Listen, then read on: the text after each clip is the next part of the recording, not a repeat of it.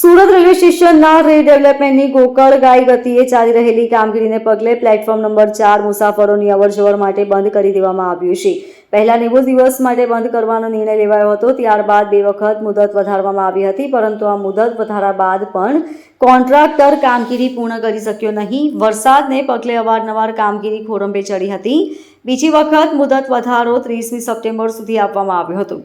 Railway station પર platform number 4 છેલ્લા 4 મહિનાથી બંધ છે. પ્લેટફોર્મ નંબર 4 પરથી ઉપડતી ટ્રેનોને ઉધનાથી દોડાવવામાં આવી રહી છે. 30મી સપ્ટેમ્બર સુધીમાં કામગીરી પૂર્ણ થઈ જશે તેવી કોન્ટ્રાક્ટર બાંહેધરી આપી હતી, પરંતુ બે વખત મુદત વધારવા છતાં પણ કામ પૂર્ણ નહીં થતાં હવે અચોક્કસ મુદત માટે એટલે કે બીજી નોટિસ જારી કરવામાં નહીં આવે ત્યાં સુધી પ્લેટફોર્મ બંધ રહેશે. હવે 30મી સપ્ટેમ્બર સુધીમાં કામગીરી પૂર્ણ નહીં થતાં કંપનીએ ત્રીજી વખત મુદતમાં વધારો માંગ્યો હતો, પરંતુ આ વખતે કઈ તારીખ સુધી બંધ રાખવું તે અંગે કોઈ જ ફોડ પાડવામાં આવ્યો નથી. હવે અચોક્કસ મુદત એટલે કે બીજી નોટિસ જારી કરવામાં નહીં આવે ત્યાં સુધી પ્લેટફોર્મ નંબર 4 બંધ રહેશે તેવી જાહેરાત કરી છે. હવે સુરત રેલવે સ્ટેશનના પ્લેટફોર્મ નંબર 4 પરથી ઉપડતી જે ટ્રેનોને ઉધનાથી દોડાવવામાં આવતી હતી તે ટ્રેનો હજુ પણ ઉધનાથી જ દોડાવાશે.